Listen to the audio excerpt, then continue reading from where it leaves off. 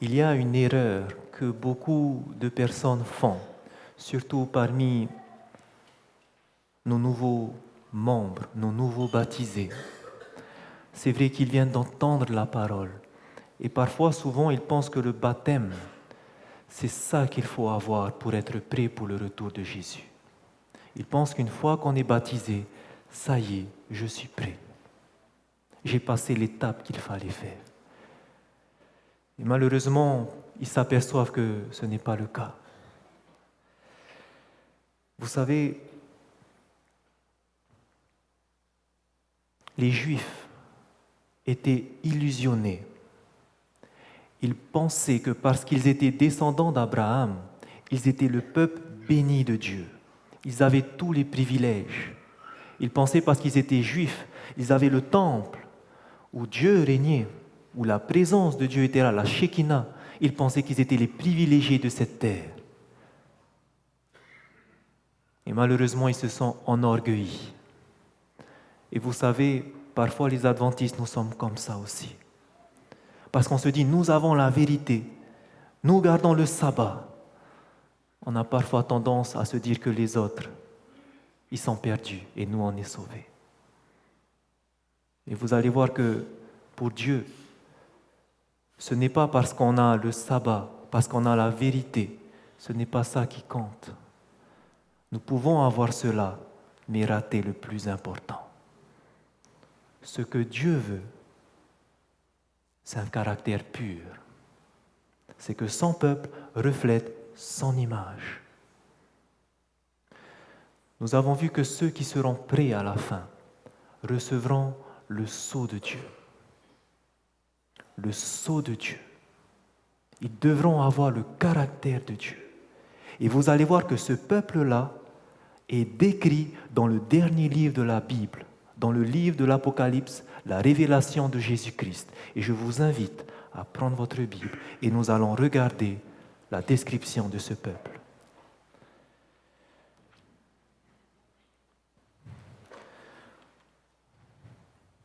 Nous ouvrons notre Bible dans Apocalypse au chapitre 14. Nous commençons tout d'abord par le chapitre 7. Apocalypse, chapitre 7.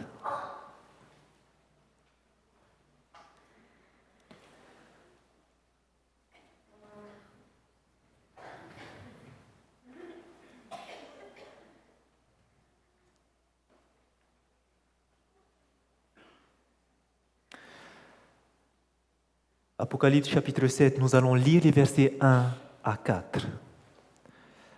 Apocalypse, chapitre 7, verset 1, nous lisons. Après cela, je vis 4 anges debout aux 4 coins de la terre. Ils retenaient les 4 vents de la terre afin qu'il ne souffle point de vent sur la terre, ni sur la mer, ni sur aucun arbre. Ici, on nous parle du moment où Dieu va lâcher les 7 fléaux, les vents destructeurs qui vont toucher la nature.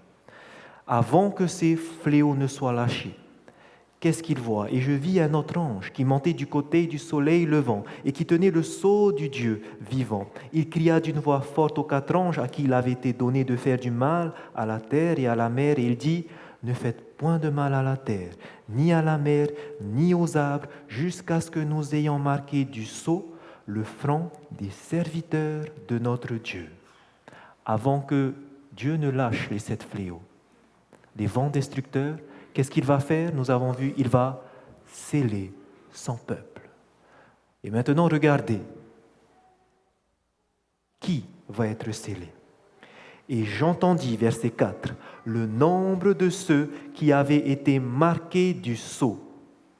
144 000 de toutes les tribus des fils d'Israël, de la tribu de Juda, ainsi de suite. Nous allons décrire ces tribus. Donc nous voyons que le peuple qui va recevoir le sceau de Dieu avant les fléaux seront les 144 000. Ils reçoivent le sceau de Dieu sur leur front. Les 144 000, nous n'allons pas faire une étude détaillée dessus aujourd'hui. Je vous rapporte au sermon de Jean-Noël qu'il a fait à Mathéa, super bien détaillé. Tout ce que nous allons voir, c'est les caractéristiques de ce peuple particulier qui recevra le sceau de Dieu. Ces personnes-là, est-ce que ce sont des personnes qui ont vécu depuis Abel jusqu'à maintenant? Vous verrez que non. On nous dit que le scellement va se faire avant qu'on lâche les vents destructeurs, c'est-à-dire les 7 fléaux. Et cela se passe quand? À la fin du monde. C'est à cette époque-là que seront vivants les 144 000. 144 000 qui n'est pas littéral. Maintenant, pour preuve, regardez dans Apocalypse chapitre 6, quand on nous parle bien de personnes qui vivront à la fin. Au chapitre 6, on vous parle du 5e des 7 sceaux. Jusqu'au 6e sceau, on arrive au verset 12. Donc, comme vous le savez, les sceaux, ce sont des événements qui vont se passer à partir de Jésus-Christ jusqu'à la fin du monde. Et lorsqu'on arrive au 6e sceau, on est proche du retour de Jésus-Christ. En effet, lorsque nous regardons au verset 12, voici ce qui est écrit. Je regardais quand il ouvrit le 6e sceau. Il y eut un grand tremblement de terre, et le soleil devint noir comme un sac de crin. La lune entière devint comme du sang, et les étoiles du ciel tombèrent sur la terre, comme lorsqu'un figuier, secoué par un vent violent, jette ses figues vertes. Le ciel se retira comme un livre qu'on roule. Juste avant, les événements que nous venons de décrire, c'est-à-dire le tremblement de terre, le soleil qui devint noir, ainsi que la lune rouge, les étoiles du ciel qui vont tomber, sont des événements qui se sont déjà déroulés. D'accord? On ne va pas entrer dans les détails. Mais maintenant, regardez, au verset 14, on nous parle d'un événement un peu plus loin, un peu plus éloigné dans l'histoire, où le ciel va se retirer comme un livre qu'on roule, et toutes les montagnes et les îles furent remuées de leur place. Les rois de la terre, les grands chefs, les chefs militaires, les riches, les puissants, tous les esclaves et les hommes libres se cachèrent dans les cavernes et dans les rochers des montagnes. Et ils disaient aux montagnes et aux rochers, tombez sur nous et cachez-nous devant la face de celui qui est assis sur le trône et devant la colère de l'agneau. Qu'est-ce qu'ils sont en train de voir quand il y a toutes ces choses qui bougent, tremblements de terre, des rochers qui tombent? Qu'est-ce qu'ils disent les personnes qui se cachent? Cachez-nous devant la face de celui qui est assis sur le trône et devant la colère de l'agneau. Qu'est-ce qui se passe à ce moment-là? Ils voient Jésus revenir. On nous parle du retour de Jésus. Et regardez la question qu'ils vont poser. Car le grand jour de sa colère est venu. Le jour de sa colère, le retour de Jésus. Et qui peut subsister? La question est posée, qui pourra subsister au retour de Jésus, à la colère de l'agneau? Qui pourra subsister lorsque Dieu déversera ces 7 fléaux? La réponse est donnée au chapitre 7, les 144 000. Donc on nous parle bien d'un événement qui se passe avant le retour de Jésus. On ne parle pas des personnes qui ont vécu avant. Ce qui veut dire, c'est à quelle époque? À notre époque. Parmi nous feront partie des personnes qui seront membres des 144 000. Et je prie que ce soit toute cette salle. Parce que toute cette salle devra recevoir le sceau de Dieu pour subsister à ce qui va se passer devant nous. Regardez maintenant que ces personnes auront le caractère de Dieu. Nous allons dans Apocalypse chapitre 14.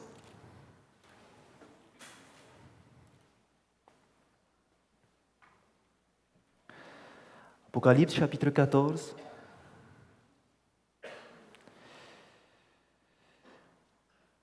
Et nous allons revoir ces 144 000. Ce peuple qui vivra au retour de Jésus et qui seront scellés. Apocalypse chapitre 14. Nous lisons le verset 1. Je regardais et voici, l'agneau se tenait sur la montagne de Sion, et avec lui 144 000 personnes qui avaient son nom et le nom de son Père écrit sur leur front. Qu'est-ce que les 144 000 avaient sur leur front? Le nom du Père, le nom de Dieu le Père, mais aussi le nom de l'agneau. Ils avaient son nom, le nom de l'agneau, et le nom de son père. Question. Dans Apocalypse chapitre 7, qu'est-ce qu'ils avaient sur le front, les serviteurs de Dieu? Ils avaient le sceau de Dieu. On les revoit dans Apocalypse 14, qu'est-ce qu'ils ont sur le front? Le nom de Dieu et le nom de l'agneau. Cela veut dire quoi? Que le sceau de Dieu, c'est aussi le nom de Dieu et de l'agneau. Et que symbolise le nom en termes bibliques?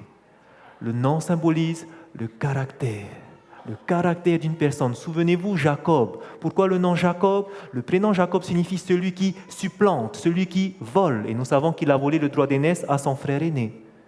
Mais Dieu a changé son nom parce qu'il a été vainqueur avec Jésus. On lui a donné le nom Israël.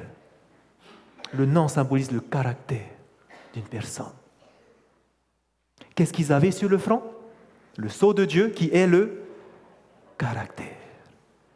C'est pour cela que je voulais préciser cela.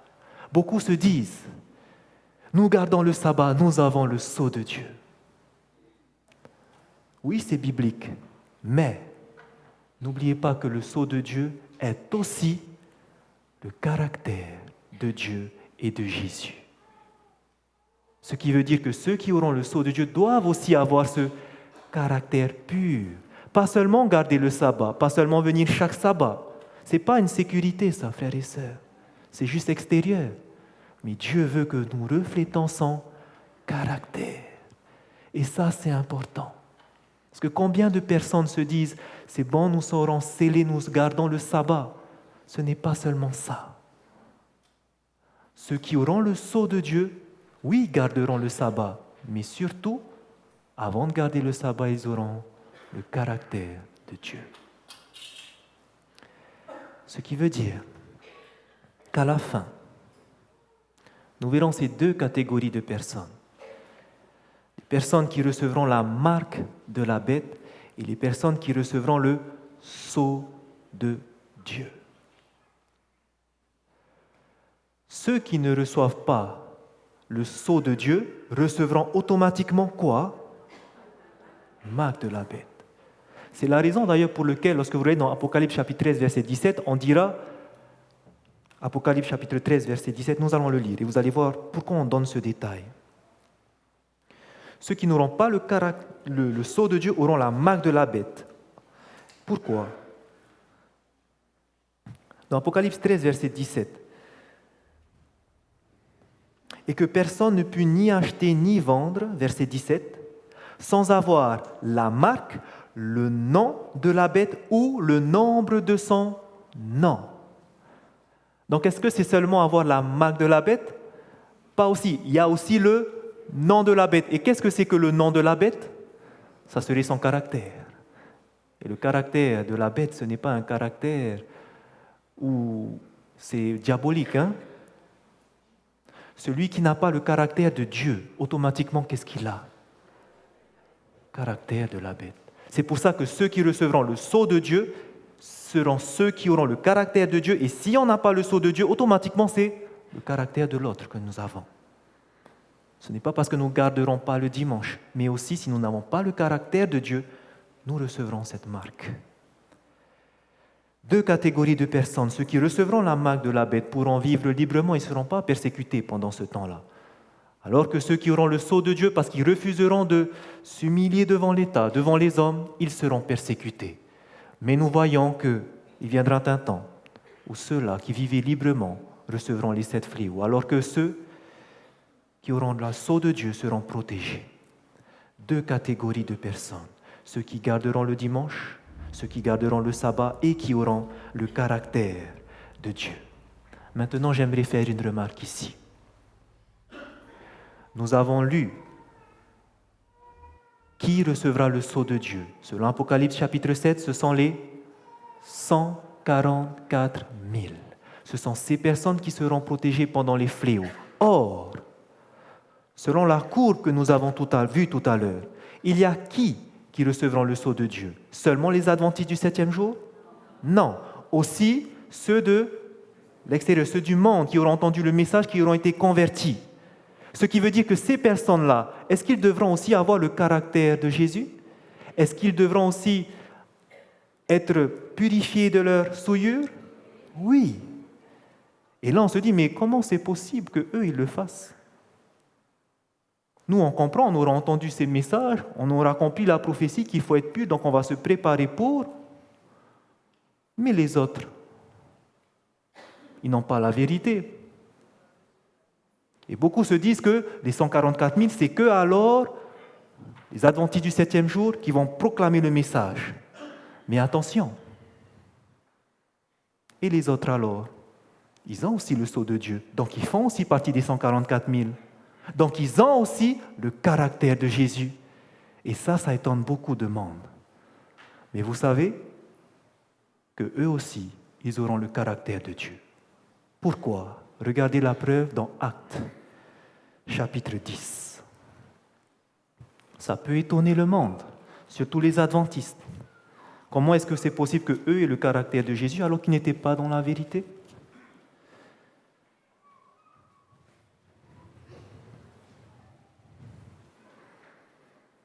Donc les 144 000, selon la parole de Dieu, c'est tous ceux qui vivront avant le retour de Jésus, qui auront le sceau. Mais est-ce qu'eux auront le caractère de Dieu?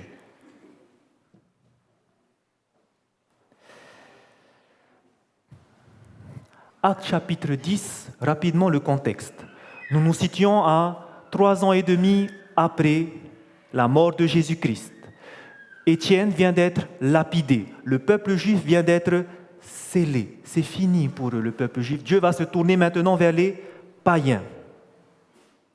Et maintenant, un événement va se passer pour confirmer que oui, maintenant, Dieu se tourne vers les païens. Qu'est-ce qui se passe dans Actes chapitre 10, verset 1? Il est écrit: il y avait à Césarée un homme nommé Corneille, centenier dans la cohorte dite italienne. Un centenier, qu'est-ce que c'est? Un soldat romain qui a une centaine de soldats sous ses ordres. Est-ce que c'est un juif? Non, c'est un païen, un romain, païen. Mais regardez ce qu'on dit de cet homme. Cet homme était pieux et craignait Dieu avec qui? Toute sa maison. Il faisait beaucoup d'aumônes au peuple et priait Dieu continuellement. Corneille était un homme pieux, pas seulement lui, toute sa maison. Et souvenez-vous que la pluie de la première saison est un parallèle avec la pluie de l'arrière-saison. Et qu'à ce moment-là, le message commence à partir dans le monde. Et là, ici, on rencontre un homme, Corneille. Et regardez maintenant ce qui va se passer pour Corneille. Souvenez-vous que, le verset après, on va voir qu'il aura une vision. On dira à son serviteur d'aller chercher Simon-Pierre et de l'emmener. En même temps, Simon, qu'est-ce qu'il va avoir lui? Il aura une vision d'une nappe qui va descendre avec des animaux impurs, où Jésus disait « mange ». Et Pierre va dire « non, il n'y a rien d'impur qui est entré en moi ». Et ensuite, il va comprendre plus tard qu'est-ce que ça veut dire la vision. Pourquoi? Lorsqu'il va aller, il va rencontrer le serviteur du centenier, Corneille, il va aller chez Corneille, et à ce moment-là, lorsqu'il va prêcher la parole, regardez ce qui va se passer. Au verset 44. Actes chapitre 10, verset 44. Comme Pierre prononçait encore ces mots, le Saint-Esprit descendit sur tous ceux qui écoutaient la parole. Quand vous allez voir le contexte, il y avait Corneille et ceux de sa maison. Or, au verset 1, nous avons vu, au verset 2, que Corneille était pieux et craignait Dieu avec toute sa maison. Quand Pierre va venir, il va prêcher à Corneille et toute sa maison. Et au verset 44, on va voir le Saint-Esprit descendre sur qui? Sur tous ceux qui écoutaient la parole. Il y avait qui? Corneille et toute sa maison. Et regardez verset 45. Tous les fidèles circoncis, c'est-à-dire les Juifs qui étaient venus avec Pierre, furent étonnés de ce que le don du Saint-Esprit était aussi répandu sur les païens, car ils entendaient parler en langue et glorifier Dieu. Ce qui veut dire que ces personnes-là, pour qu'ils reçoivent cette pluie de la première saison, est-ce qu'ils avaient le caractère de Dieu? Oui. Parce qu'ils craignaient Dieu alors qu'ils n'avaient pas encore entendu le message de la vérité. Vous savez, à la fin, beaucoup de personnes recevront le sceau de Dieu parce que même s'ils n'ont pas entendu la vérité du sabbat, toutes les choses qu'ils ont entendues sont en train de vivre la parole de Dieu. Et je peux vous dire qu'aujourd'hui, actuellement, dans les églises catholiques, protestantes, il y a des personnes qui sont pieuses, qui vivent la parole de Dieu. Et il suffit que vous allez les parler du sabbat, lorsqu'ils vont entendre cette vérité dans le bon contexte, vous allez voir comment ça va d'un coup déclencher chez eux la conversion. On n'a pas besoin d'attendre des années, d'attendre des sermons de réveil qu'ils entendent. Non, parce que Dieu a déjà parlé dans le cœur. Dieu travaille actuellement dans le cœur de tous ses enfants. Nous avons lu hier soir. Mais il n'attend qu'un seul moment, c'est que l'Église se purifie. Parce qu'il ne peut pas envoyer tout ce monde-là tant qu'il y a des inconvertis dedans. Et comment il va faire pour envoyer les inconvertis? Toute l'Église ne va pas se convertir malheureusement. Tout le monde n'aura pas le sceau de Dieu. Mais qu'est-ce qu'il va faire qu'on va pouvoir remplir? Le criblage. Les rangs seront rompus et les autres entreront. Et ces personnes-là, Dieu les préparera déjà à l'avance, comme il l'a fait pour Corneille, un païen. Un païen.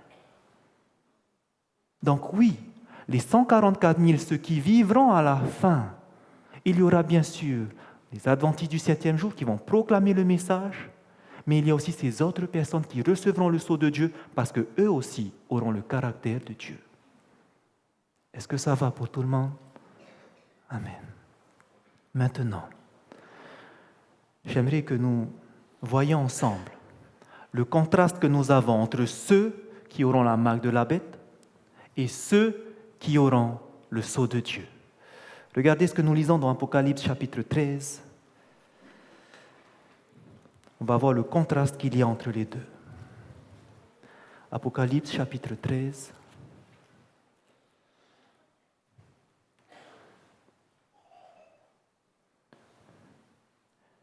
Et le verset 8.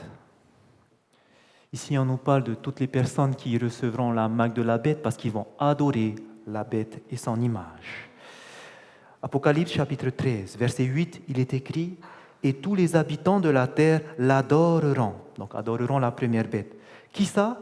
Ceux dont le nom n'a pas été écrit dès la fondation du monde dans le livre de vie de l'agneau qui a été immolé.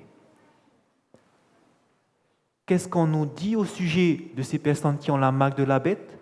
Leur nom, est-ce qu'il est inscrit dans le livre de vie? Non, il n'est pas dans le livre de vie. Et ceux alors qui reçoivent le sceau de Dieu? Oui. Et regardez pourquoi leur nom sera inscrit dans le livre de vie. Qu'est-ce qu'ils ont fait de spécial pour que ces personnes, leur nom, soit dans le livre de vie? Regardez dans Apocalypse chapitre 5. Comment ils ont fait pour que leur nom soit écrit dans le livre de vie? Apocalypse chapitre 5.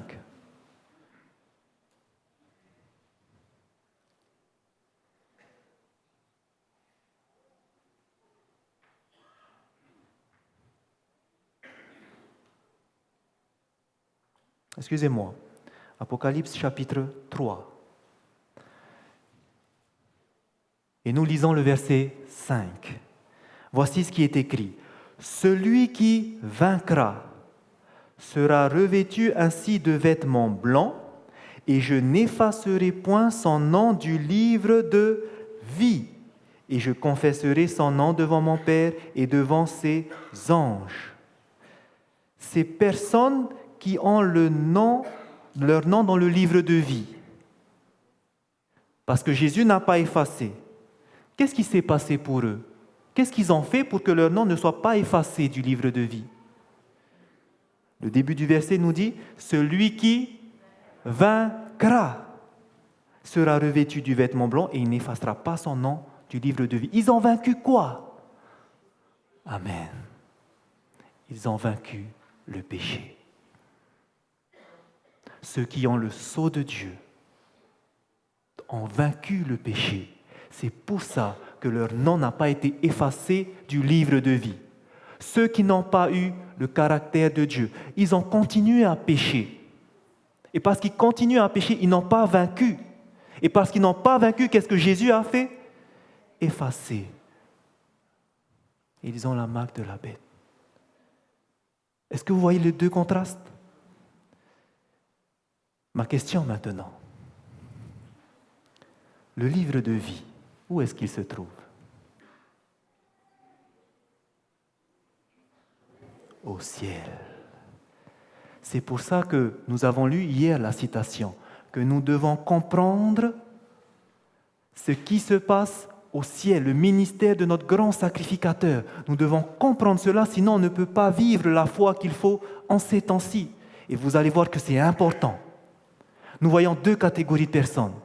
Une catégorie qui a vaincu le péché, qui ont le sceau de Dieu, qui ont leur nom dans le livre de vie, et une autre catégorie qui n'ont pas vaincu le péché et ça a été effacé. Et vous allez comprendre pourquoi lorsqu'on va regarder maintenant ce qui se passe au ciel avec Jésus-Christ. Vous savez ce qui est magnifique avec l'esprit de prophétie?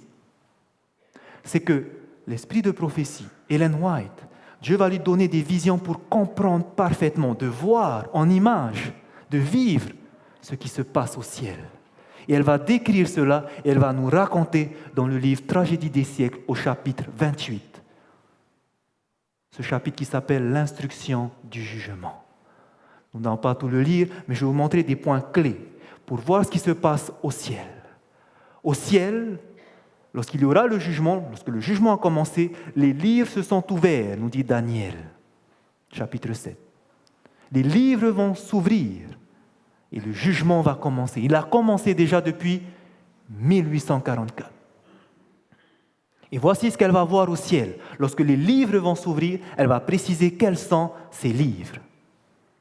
Tragédie des siècles, page 523, elle dit, premier livre, le livre de vie renferme les noms de tous ceux qui sont entrés au service de Dieu.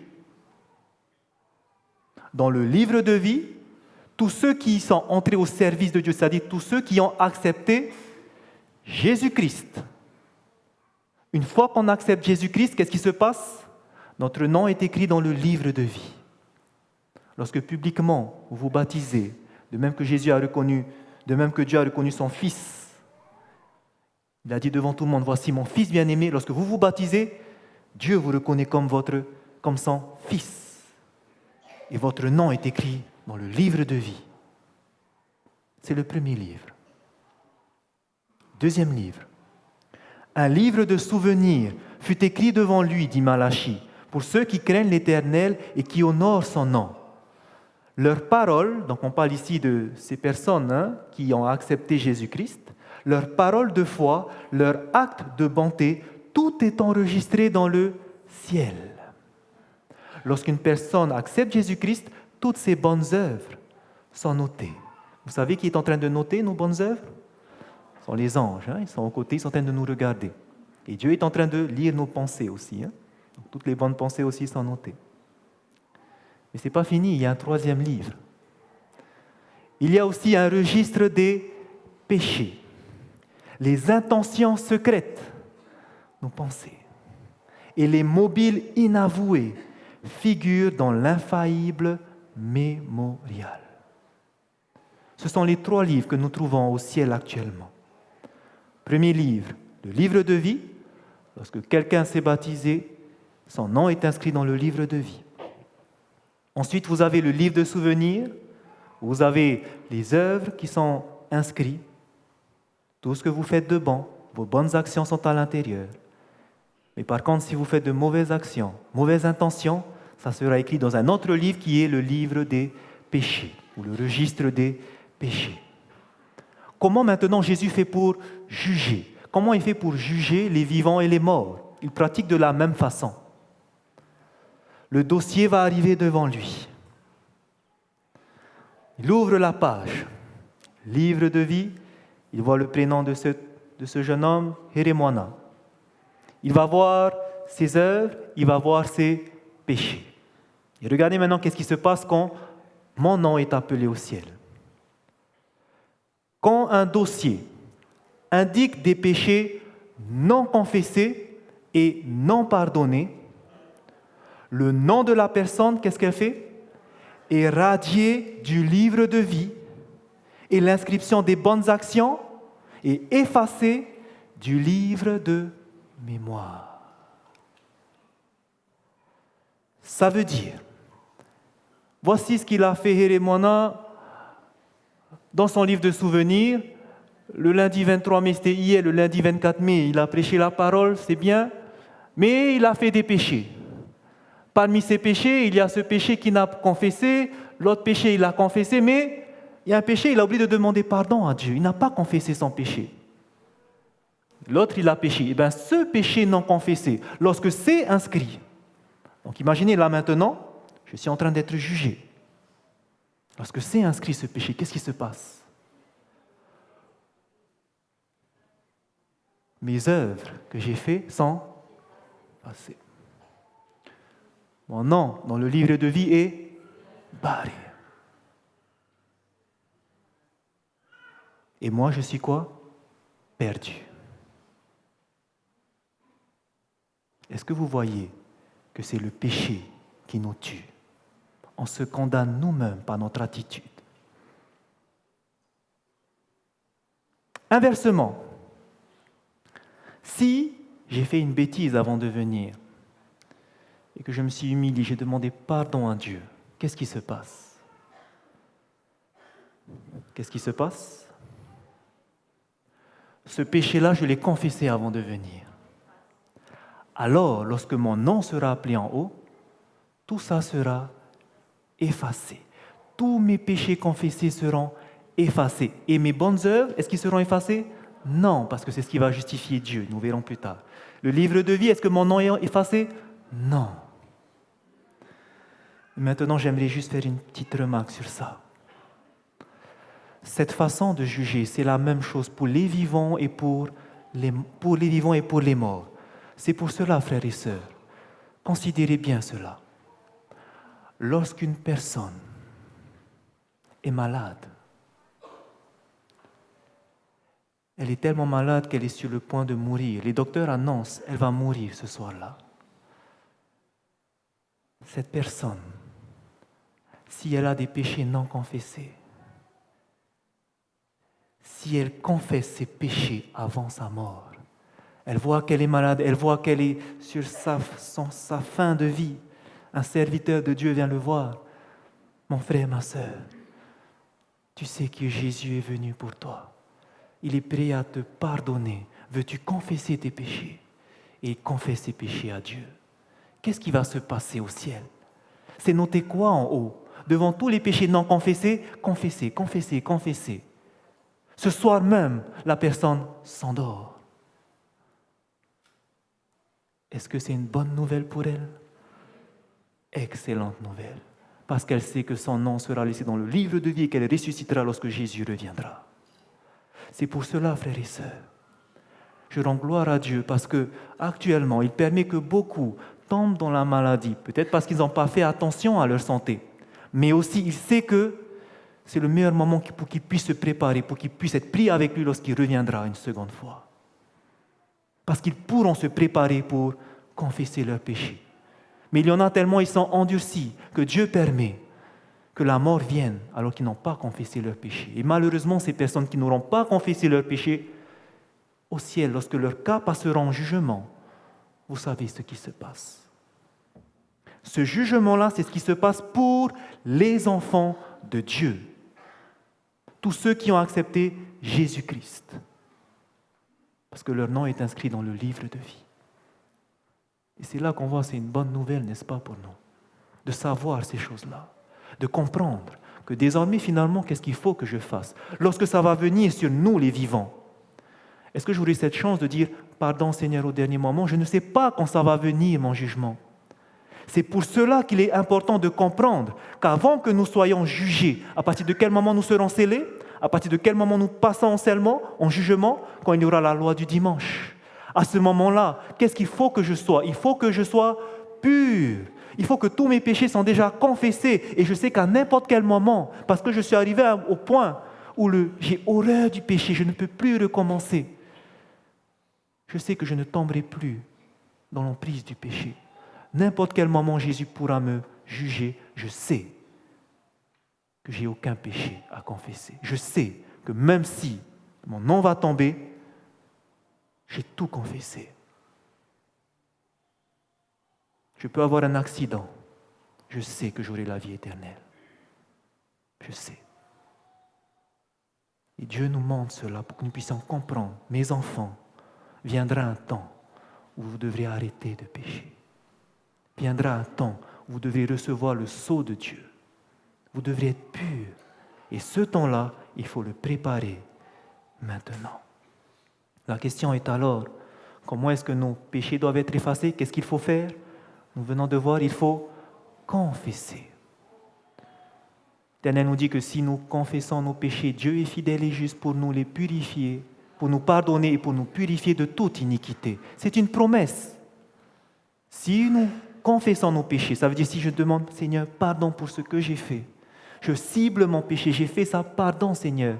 Confesser, ce n'est pas à la fin de la prière de dire par le pardon de toutes nos fautes, Amen. Ce n'est pas ça, confesser. Confesser, c'est cibler son péché. J'ai fait ça, Seigneur, je t'ai fait ça. Pardon. Pardon. Si nous confessons, alors ça va être effacé. Mais pour confesser, c'est que premièrement, je me suis repenti, j'ai reconnu mes torts.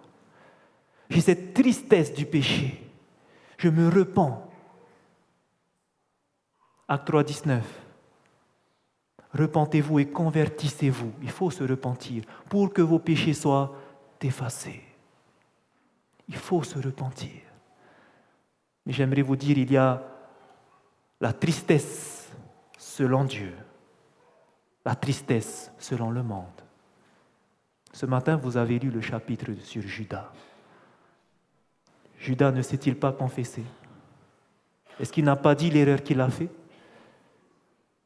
Est-ce que Judas ne s'est-il pas repenti? La Bible dit qu'il s'est repenti. Matthieu chapitre 27.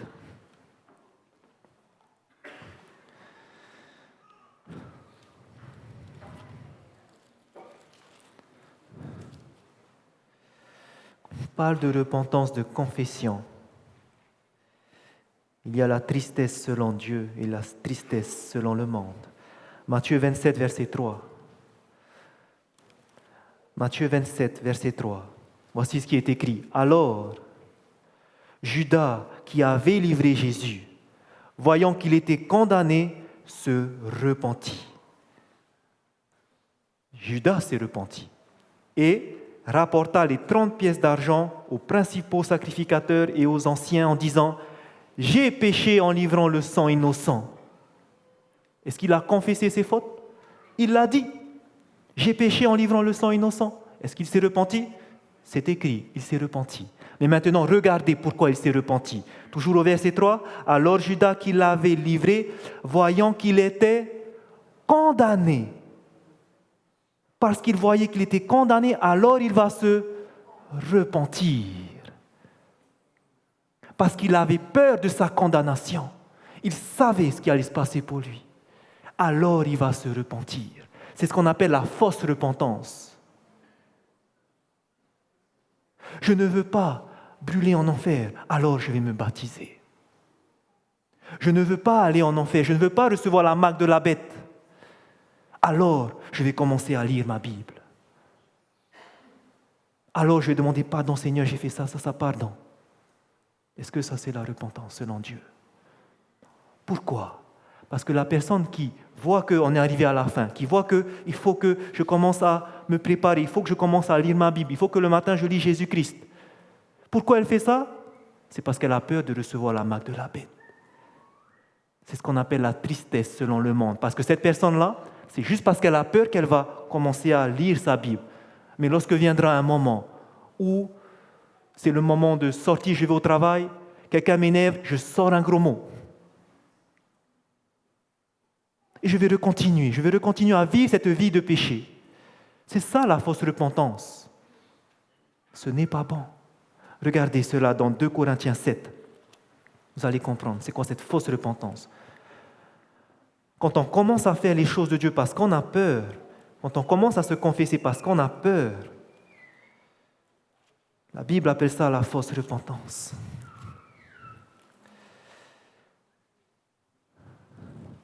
2 Corinthiens, au chapitre 5, chapitre 7 plutôt. 2 Corinthiens, chapitre 7, le verset 10. 2 Corinthiens, chapitre 7, le verset 10. En effet, la tristesse selon Dieu produit une repentance à salut dont on ne se repent jamais. Tandis que la tristesse du monde produit la mort. Si j'ai la tristesse de Dieu, si j'ai cette repentance qui vient de Dieu, est-ce que je vais devoir me repentir encore? Non, parce que j'ai compris. Et vous savez que la repentance, frères et sœurs, qui vient de Dieu, c'est un don. Ça ne vient pas tout seul. Ça ne vient pas tout seul. La tristesse selon Dieu, c'est un don. Dans Actes chapitre 5, verset 31, vous verrez que Dieu a donné la repentance à Israël. Il donne la repentance. Mais la question maintenant, comment est-ce qu'il donne cette repentance? Comment avoir la vraie repentance qui va faire que je ne vais plus recommencer? C'est ça que je veux savoir. Comment? Parce que je veux que mes péchés soient confessés. Je ne veux plus recommencer. Comment avoir cette vraie repentance? Prenez avec moi dans Romains.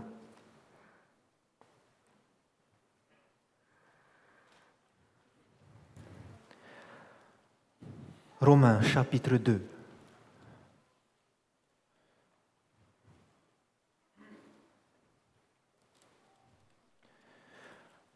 Je ne veux pas une repentance où je continue encore à tomber et toujours je refais les mêmes erreurs. Ce n'est pas cette repentance. Je veux la repentance de Dieu qui fait que je ne vais plus me repentir, que je vais arrêter de pécher. Dans Romains chapitre 2, nous lisons le verset 4. Romains chapitre 2, verset 4. Où méprises-tu les richesses de sa bonté, de sa patience et de sa longanimité, ne reconnaissant pas que la bonté de Dieu te pousse à la repentance? Qu'est-ce qui nous pousse à la vraie repentance? La bonté de Dieu. Et comment est-ce que Dieu nous prouve sa bonté? Alors que nous étions encore pécheurs, Jésus-Christ est mort pour nos péchés. Dieu prouve son amour envers nous parce qu'il a tellement aimé le monde qu'il a donné son Fils unique. Frères et sœurs, la vraie repentance, c'est lorsqu'on contemple Jésus-Christ. C'est là la clé pour passer par la vraie repentance. Celui qui va contempler Jésus-Christ, la douleur que le péché va produire en lui, il ne va plus jamais vouloir recommencer. Il n'aura plus besoin de se repentir parce qu'il ne veut plus recommencer. C'est ça la tristesse selon Dieu.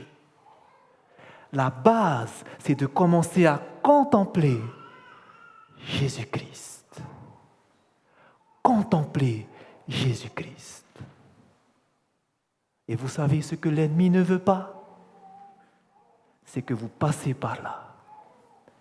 Si vous passez par là, il sait que vous allez passer par la repentance, la confession et que vos péchés seront effacés. Mais l'ennemi ne veut pas que vous commenciez par la base, il ne veut pas que vous contemplez Jésus-Christ. Il ne veut pas que vous passiez du temps dans votre parole. Il ne veut pas que vous lisez sa parole. Il va tout faire pour vous ennuyer. Lorsqu'il s'agit de la parole de Dieu, c'est le seul endroit où vous pouvez rencontrer Jésus-Christ. Ah non, j'ai autre chose à faire. Ou tellement vous préférez regarder la télé parce que votre cerveau est habitué à être excité par des images. Lorsqu'il s'agit de lire, j'arrive plus, ça fait mal à la tête. C'est plus facile de regarder quelque chose. Aujourd'hui, l'ennemi sait comment nous éloigner de ça. Contempler Jésus-Christ, frères et sœurs, ça commence ici. Et l'ennemi va tout faire pour vous empêcher de faire ça. Tout. Parce qu'il sait que c'est là la base. Et aujourd'hui, j'aimerais juste vous donner un aperçu de cela. Et nous allons terminer par ça. Cet homme-là, Jésus-Christ, qui est-ce qu'il était? Qui est-ce qu'il était? dans Jean chapitre 1. Vous connaissez ce verset. Jean chapitre 1, verset 1. Au commencement était la parole. Et la parole était avec Dieu. Et la parole était Dieu. Elle était au commencement avec Dieu. Toutes choses ont été faites par elle. Et rien de ce qui a été fait n'a été fait sans elle. Jésus était un avec Dieu. Il était divin. Il était divin. Jésus était divin, frères et sœurs. Il était Dieu. Et dans Colossiens chapitre 1, verset 16, on vous dit que, car en lui ont été faites toutes choses. Toute chose qui a été créée par qui? Cet homme. Maintenant, j'aimerais que vous pensiez, cet homme, Jésus-Christ, toutes choses ont été faites par lui. Il a créé toutes choses, la parole créatrice. Si vous prenez notre terre, si vous partez de la terre et que vous reculez, vous vous éloignez, vous allez voir ce qu'il a créé, vous allez comprendre cela. Qu'il a fait ce Jésus par son pouvoir créateur. Quand vous vous éloignez de la terre, regardez ce qu'il crée. Il a créé la végétation, il a créé notre terre.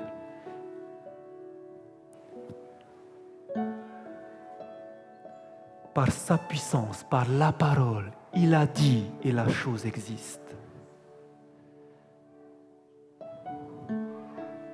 Les océans, cette terre, Jésus l'a créée. Lorsque vous regardez cette terre, comment est-ce qu'elle est dans ce système solaire? Autour, il y a la lune qui tourne chaque mois. Et la terre elle-même tourne autour du soleil qui la réchauffe. Et ce soleil, cette étoile, est une étoile parmi tant d'autres étoiles. Quand vous vous éloignez, vous voyez que finalement notre étoile est toute petite. Parce qu'il y en a tellement. Autour de nous, les étoiles que vous voyez, ce sont des soleils. Créés par qui? Jésus. Toutes choses ont été faites par lui. Rien de ce qui n'a été fait sans lui. Et lorsque vous reculez encore, vous voyez toutes ces milliards d'étoiles. Créées par qui? Par Jésus. Et vous voyez ces nébuleuses. Lorsque vous reculez encore, vous commencez à voir ce qu'on appelle les branches de notre galaxie, les branches de la Voie lactée. Et non seulement vous avez cette galaxie, mais autour, vous avez également d'autres galaxies. Regardez comment notre univers est immense. Et qui a créé ça? Jésus. Nous sommes tout petits sur cette galaxie, la Voie lactée. Et Dieu permet que nous voyions cette grandeur lorsque le soir, lorsqu'il n'y a pas de lune, vous regardez au ciel, vous savez qu'est-ce que vous voyez? Alors que nous sommes perdus dans cette Voie lactée, vue en coupe, nous voyons cette traînée-là. Nous voyons ce qu'on appelle ce fameux chemin blanc, la Voie lactée, notre galaxie. Et cette galaxie est tellement immense, tellement immense. Frères et sœurs, ça c'est Jésus qui a créé. Ça c'est lui qui l'a fait. Et maintenant, j'aimerais que vous vous rendiez compte. S'il y a d'autres galaxies, pensez-vous que nous sommes les seuls sur cette terre? Oui, nous sommes les seuls. Mais est-ce que nous sommes les seuls dans l'univers?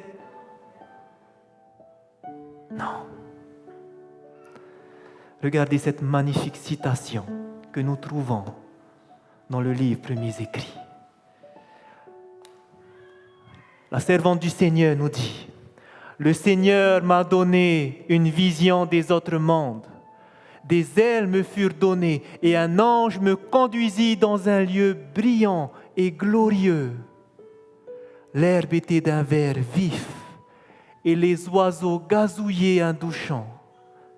Les habitants étaient de toutes les tailles, nobles, majestueux, beaux. Ils portaient l'empreinte de Jésus et leur visage exprimait par une sainte joie la liberté et le bonheur qui régnaient dans ce lieu. Et voici ce qu'elle va demander. Je demandais à l'un de ses habitants pourquoi ils étaient tellement plus beaux que ceux qui étaient sur terre. Vous savez qu'est-ce qu'il va répondre, l'habitant? Il me répondit, nous avons suivi strictement les commandements de Dieu. Nous n'avons pas connu la désobéissance comme les habitants de la terre. Puis, je vis 2 arbres. Dans ce monde, dans l'univers, elle va voir 2 arbres. L'un ressemblait à l'arbre de vie. L'arbre de vie qui était dans la cité. Les fruits des 2 semblaient beaux, mais les habitants ne pouvaient manger des 2. L'un leur était interdit. Alors l'ange qui m'accompagnait me dit, personne ici n'a jamais goûté aux fruits défendus. Parce que si les habitants le faisaient, ils tomberaient. Qu'est-ce que vous comprenez, frères et sœurs? Jésus a créé plusieurs mondes.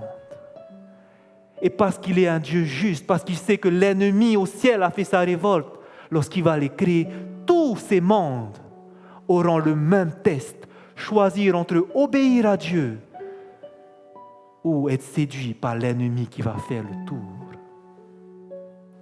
Là-bas, ils ont été tentés comme nous. Mais à la différence, les premiers parents ne sont pas tombés. Malheureusement, sur cette terre sur laquelle nous marchons, il y a maintenant 6000 ans, Lucifer est passé par ici. Et nos parents, nos premiers parents, ont chuté.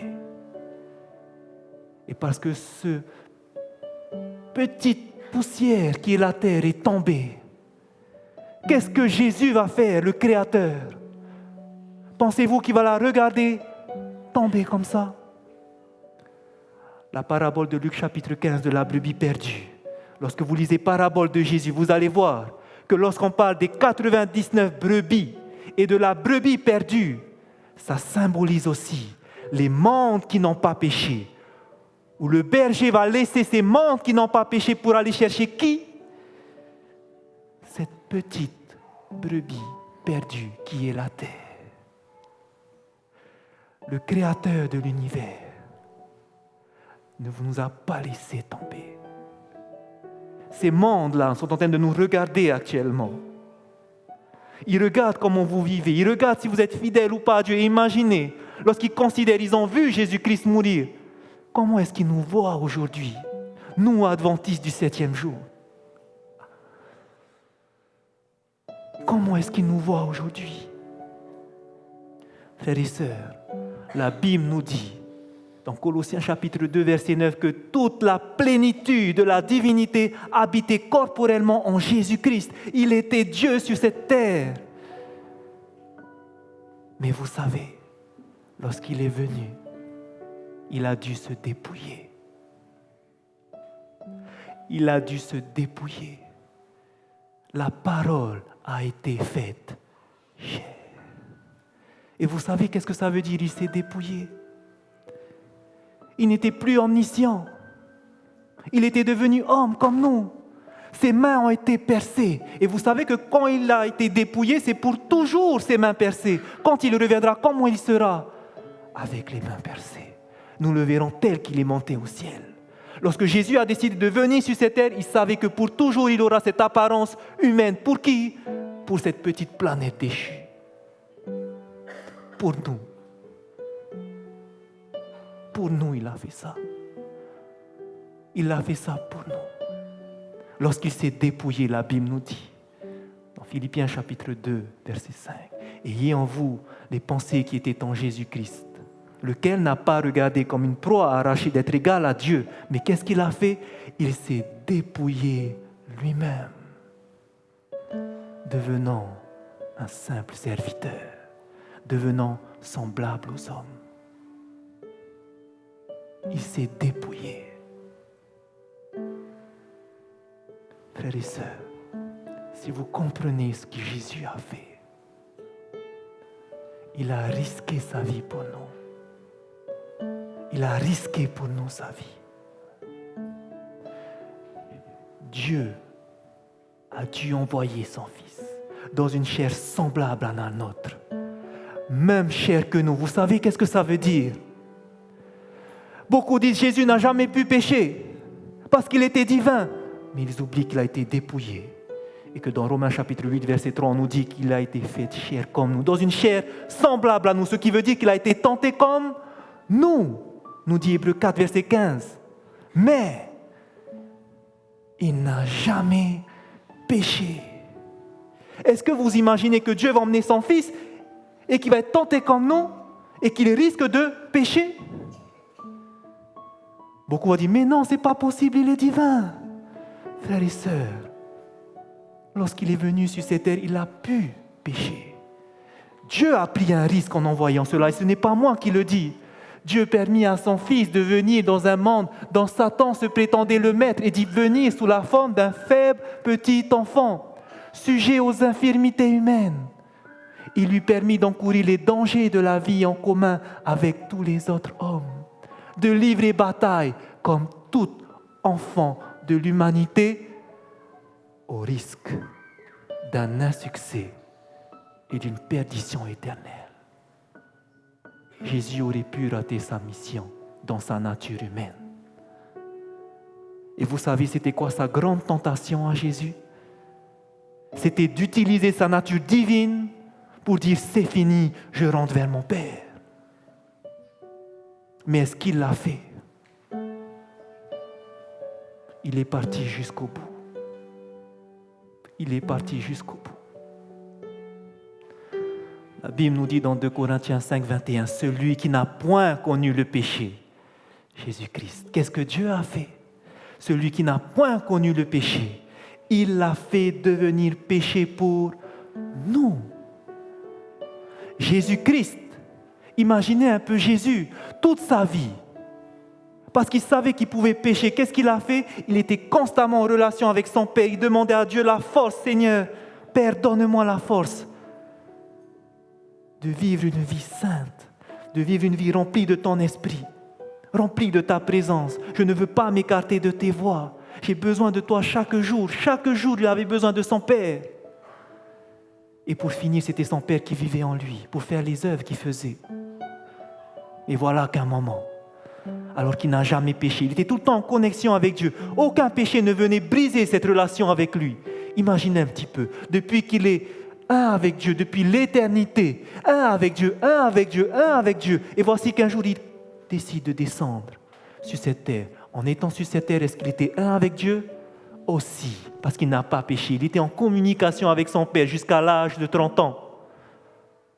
Il s'est baptisé. Il était encore un avec son Père pendant son ministère de 3 ans et demi. À l'âge de 33 ans et demi, qu'est-ce qui se passe? Arrivé au jardin de Gethsémane, l'heure est venue, fils. Tu vas être fait pécher. Pour qui? La seule planète qui a péché. À ce moment-là, les péchés du monde sont venus sur lui. Celui qui n'a jamais connu la rupture avec son Dieu, qu'est-ce qui va se passer d'un coup? Père. D'un coup, il ne voit plus son Père. Dieu retire sa gloire. D'un coup, il ressent ce vide. Et c'est ça qui va le tuer. Ce n'est pas les souffrances physiques. Ce qui va briser son cœur, ce qui va tuer son cœur, c'est cette rupture qu'il n'a jamais vécue. Mais il a dû le vivre pour nous, pour moi. Elle nous dit, mais la douleur physique qu'il a connue, Jésus, n'a été que pour une faible part dans l'agonie du Fils de Dieu. Il portait les péchés du monde. Par conséquent, il encourait la colère de son Père. Et c'est cela qui brisa son âme divine. Ce n'est pas la douleur, frères et sœurs. C'est le fait que son Père lui voilait sa face. Le sentiment d'être abandonné de lui qui entraîna son désespoir. Jésus est mort plus tôt que les autres. Il était mort plus tôt que les 2 autres brigands, alors que la croix est une mort lente parce que il y avait cette douleur de la séparation qui pesait sur lui. C'était rien la douleur à côté.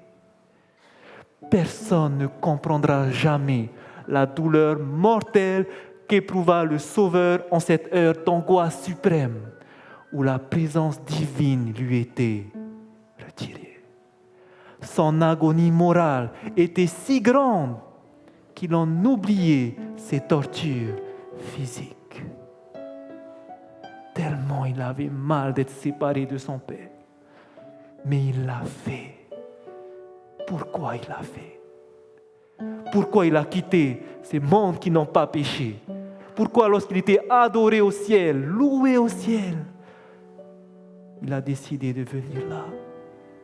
Et ça c'est réel, frères et sœurs. Ça s'est passé. Pourquoi? À cause de nous. À cause de nous. À cause de nous, il a enduré la croix. Frères et sœurs, quand je considère ces choses-là, je commence à comprendre ce que le péché a fait.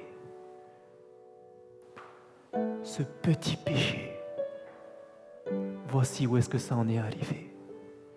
Et mon petit péché maintenant, je veux m'en débarrasser complètement.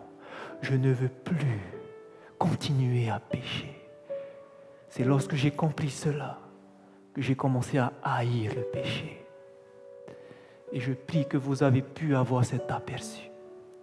Parce que tant que vous êtes attachés au péché, vous ne pouvez pas servir Dieu. Personne ne peut avoir un cœur divisé. Personne. Ou on va aimer l'un, ou on va aimer l'autre. Et la base, c'est de contempler Jésus-Christ. Si vous contemplez Jésus-Christ, vous ne voudrez plus recommencer à pécher. C'est là la clé, frères et sœurs. Mais ça demande un effort de votre part. Dieu ne vous force pas à vous lever tôt le matin. Dieu ne vous force pas à aller chercher votre Bible. Il ne vous force pas à éteindre votre télé. Il ne force pas personne. C'est ton choix. Nous avons une part à faire. L'esprit de prophétie est clair. Il nous serait avantageux de passer chaque jour 1 heure dans la méditation et la contemplation de la vie du Christ. Il faudrait y penser d'une manière détaillée, s'efforçant par l'imagination d'en reproduire toutes les scènes, surtout les dernières. En méditant ainsi sur le grand sacrifice accompli pour nous, notre confiance en Christ se trouve affermie. Notre amour est intensifié et son esprit nous pénètre plus complètement.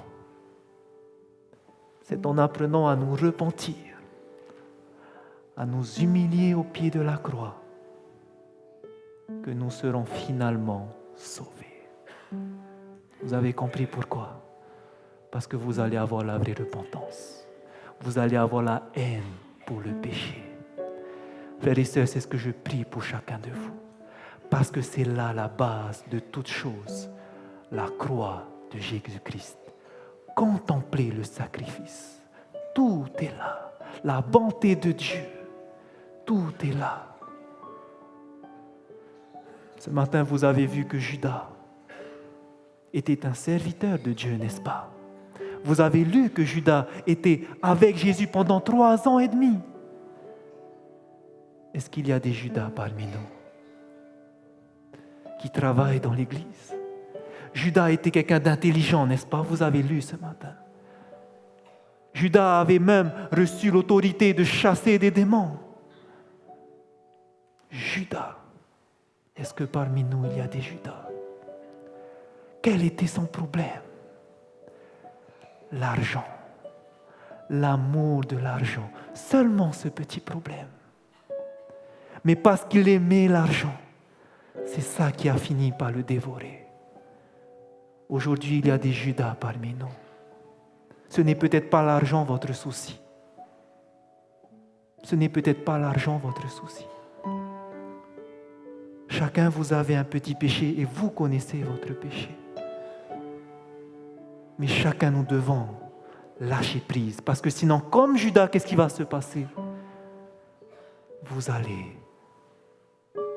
perdre votre vie éternelle. Et pour lâcher ça, frères et sœurs, on ne peut pas être esclave de ce péché. On ne peut pas être esclave de cela. Soit c'est ce péché, soit c'est Jésus. Dieu vous présente la vie éternelle ou la mort. Choisissez la vie, il nous dit. Laissez ça de côté, regardez la vie éternelle. Misez là-dessus, frères et sœurs. Et sachez que vous n'allez jamais, jamais être déçus. J'aimerais que vous fassiez toute cette expérience à partir d'aujourd'hui. Qui aimerait renouveler cette alliance avec Jésus ce soir? Qui aimerait demander ce soir, Seigneur, maintenant je veux arrêter. Ce petit péché, Seigneur, je veux lâcher prise. Tu connais mon cœur. Je veux arrêter maintenant. Je veux maintenant marcher avec toi. Je veux maintenant contempler Jésus-Christ. C'est lui que je veux. Si c'est votre souhait ce soir, je vous invite à lever la main droite. Frères et sœurs, le Seigneur voit vos mains, il connaît votre cœur. Et ce soir, nous prenons cette décision de ne plus revenir en arrière. Nous allons aller de l'avant. Nous allons aller de l'avant. Et demain soir, les soirs d'après, nous allons apprendre comment définitivement arrêter de revenir en arrière. Éternel, que le Seigneur soutienne votre promesse, qu'il puisse la protéger et qu'il puisse l'exaucer. Que le Seigneur vous bénisse, frères et sœurs. Amen.